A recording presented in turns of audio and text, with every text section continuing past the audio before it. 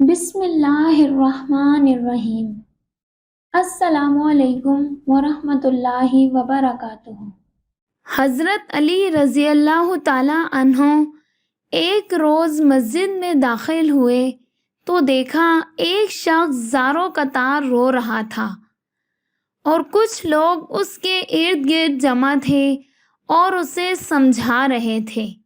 حضرت علی رضی اللہ تعالیٰ عنہ نے پاس جا کے پوچھا کہ کیا بات ہے، تو وہ شخص جو رو رہا تھا اس نے بتایا کہ میرے والد چند لوگوں کے ساتھ سفر پر گئے تھے، وہ لوگ تو واپس آ گئے پر میرے والد واپس نہیں آئے۔ جب میں نے ان لوگوں سے اپنے والد کے بارے میں پوچھا تو کہنے لگے کہ تمہارا باپ تو راستے میں ہی فوت ہو گیا تھا، اور جب میں نے اپنے والد کے مال کے بارے میں ان سے پوچھا تو کہتے ہیں کہ کون سا مال، تیرے باپ کے پاس تو کوئی مال نہیں تھا، حالانکہ میرے والد تجارت کے لیے گئے تھے اور ان کے پاس کافی مال تھا۔ اس شخص سے سارا ماجرا جان کر حضرت علی رضی اللہ تعالیٰ عنہ نے اس سے کہا کہ تم نے اس کے لیے قاضی کی طرف رجوع نہیں کیا؟ تو اس شخص نے جواب دیا کہ میں نے قاضی کے پاس رجوع کیا تھا، لیکن قاضی نے انہی لوگوں کے حق میں فیصلہ دے دیا ہے۔ اس شخص کی یہ بات سن کر حضرت علی رضی اللہ تعالیٰ عنہ تمام لوگوں کو لے کر قاضی کے پاس پہنچے اور قاضی سے پوچھا کہ تم نے اس نازک معاملے میں کیسا فیصلہ کیا ہے؟ قاضی نے جواب دیا، میں نے اس سے گواہ طلب کیے تھے، تو اس جوان نے کہا کہ میرے پاس کوئی گواہ نہیں ہے۔ پھر میں نے ان باقی لوگوں سے قسم کھانے کو کہا تو ان سب نے قسم کھائی ہے کہ واقعی ایسا ہی ہوا ہے جیسا یہ لوگ کہہ رہے ہیں، تو میں نے ان کی بات پر یقین کر کے ان کو چھوڑ دیا۔ قاضی کا جواب سن کر حضرت علی رضی اللہ تعالیٰ عنہ نے کہا کہ اب اس کا فیصلہ میں خود کروں گا، اور بالکل ایسا کروں گا جیسا اللہ کے نبی حضرت داؤد علیہ السلام نے اپنے زمانے میں کیا تھا۔ یہ کہہ کر حضرت علی رضی اللہ تعالیٰ عنہ نے چند سپاہیوں کو بلایا اور ایک ایک شخص کو ایک ایک سپاہی کے حوالے کر دیا، اور پھر ان لوگوں سے کہا کہ تم کیا سمجھتے ہو کہ ہم تمہاری حرکتوں سے ناواقف ہیں؟ ہمیں سب معلوم ہے۔ یہ کہہ کر آپ نے سپاہیوں کو حکم دیا کہ ان سب کے چہرے کپڑے سے ڈھانپ دیے جائیں اور سب کو مسجد کے ایک ایک ستون کے پیچھے کھڑا کر دیا جائے۔ اس کے بعد آپ نے کاتب کو اپنے پاس بلایا اور سپاہیوں سے کہا کہ جب میں بلند آواز میں تکبیر کہوں تو ایک ایک کر کے ان میں سے ایک ایک شخص کو میرے پاس لے آنا۔ پھر آپ نے پہلی تکبیر کہی تو ایک سپاہی پہلے ملزم کو لے آیا۔ حضرت علی رضی اللہ تعالیٰ عنہ نے اس کو اپنے سامنے بٹھا کر حکم دیا کہ اس کے چہرے سے کپڑے کو ہٹا دو، اور کاتب کو کہا کہ میرا سوال اور اس کا جواب قلم بند کرو۔ اس کے بعد حضرت علی رضی اللہ تعالیٰ عنہ نے اس شخص سے پہلا سوال پوچھا کہ تم کس دن اس کے والد کے ساتھ روانہ ہوئے تھے؟ اس شخص نے جواب دیا، فلاں دن فلاں مہینے۔ حضرت علی نے اگلا سوال کیا، کس مقام پر پہنچ کر اس کے والد کی وفات ہوئی؟ تو اس شخص نے جواب دیا کہ فلاں مقام پر پہنچے تھے تو اس کے والد کی وفات ہو گئی۔ حضرت علی نے پھر پوچھا کہ مرنے والے کو کیا مرض لاحق تھا؟ اس شخص نے بتایا کہ فلاں مرض لاحق تھا۔ پوچھا کتنے دن بیمار رہا تھا؟ اس نے بتایا کہ اتنے دن۔ پھر پوچھا کس دن مرا تھا؟ تو اس نے کہا فلاں دن۔ اس شخص کی ساری باتیں کاتب نوٹ کر رہا تھا۔ پھر حضرت علی رضی اللہ تعالی عنہ نے اس شخص سے ایک اور سوال کیا کہ جس دن اس شخص کا والد مرا تو کس نے اسے غسل دیا اور کس نے اس کے کفن دفن کا فریضہ ادا کیا اور کس نے نماز جنازہ ادا کی؟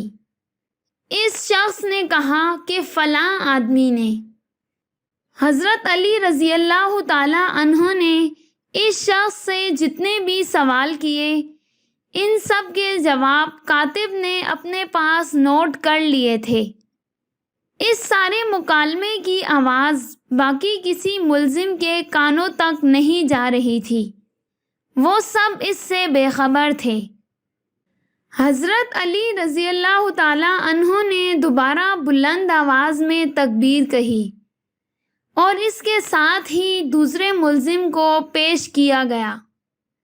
حضرت علی نے دوسرے ملزم سے سوال پوچھنا شروع کیا اور کہا کہ تمہیں کیا لگتا ہے؟ ہمیں کچھ معلوم نہیں، ہمیں سب معلوم ہو گیا ہے۔ حضرت علی کی یہ باتیں سن کر اس شخص نے سوچا کہ ہو نہ ہو مجھ سے پہلے آنے والے شخص نے حضرت علی کو سب کچھ بتا دیا ہے، لہٰذا یہ سوچ کر وہ کہنے لگا کہ میں ان کے ساتھ ضرور تھا مگر میں اس قتل پر راضی نہیں تھا، باقی سب راضی تھے اور ان سب نے مل کر اس نوجوان کے باپ کو قتل کر دیا ہے۔ اس ملزم کا یہ اعتراف وہ کاتب اور مسجد میں بیٹھے سب لوگ سن رہے تھے۔ اب اگلے ملزم کو بلایا گیا اور اس نے بھی اقرار جرم کر لیا۔ اس طرح آتے آتے سب ملزموں نے اقرار جرم کر لیا کہ ہم سب نے مل کر اس جوان کے باپ کو مارا ہے اور اس کے مال کو بھی ہم نے آپس میں بانٹ لیا ہے۔ تمام ملزموں کا اقرار سننے کے بعد حضرت علی رضی اللہ تعالی عنہ نے اس نوجوان کے حق میں فیصلہ سنا دیا۔ ناظرین گرامی، اس طرح حضرت علی رضی اللہ تعالی عنہ نے ایک پیچیدہ کیس کو آسان طریقے سے نمٹا دیا۔ اس وقت وہ قاضی بھی وہاں موجود تھا۔ اس قاضی نے حضرت علی رضی اللہ تعالی عنہ سے کہا کہ آپ نے جو شروع میں حضرت داؤد علیہ السلام کے اس قسم کے فیصلے کا حوالہ دیا تھا وہ کیا فیصلہ تھا؟ تو حضرت علی رضی اللہ تعالی عنہ نے اس کے بارے میں بتاتے ہوئے فرمایا کہ ایک دن اللہ کے پیارے نبی حضرت داؤد علیہ السلام ایک راستے سے گزر رہے تھے کہ انہوں نے دیکھا کہ کچھ بچے ایک بچے کو ماتد دین کہہ کر بلا رہے تھے یا چڑھا رہے تھے۔ تو حضرت داؤد علیہ السلام نے اس بچے کو اپنے پاس بلایا اور اس سے اس کا نام پوچھا تو اس نے کہا کہ ماتد دین یعنی دین مر گیا، نعوذ باللہ۔ حضرت داؤد علیہ السلام نے اس بچے سے پوچھا کہ تیرا یہ نام کس نے رکھا ہے؟ تو اس نے بتایا کہ میری ماں نے۔ یہ سن کر حضرت داؤد علیہ السلام نے اس کو ساتھ لیا اور اس کی ماں کے پاس تشریف لے گئے۔ جا کر اس سے پوچھا کہ اس بچے کا نام ماتد دین کیوں رکھا؟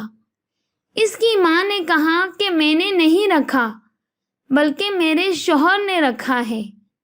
یہ سن کر حضرت داؤد علیہ السلام نے کہا کہ تمہارا شوہر کہاں ہے؟ تو جواب ملا کہ وہ زندہ نہیں۔ تو آپ علیہ السلام نے اس بچے کی والدہ سے پوچھا کہ اس کے باپ نے یہ نام کیوں رکھا تھا؟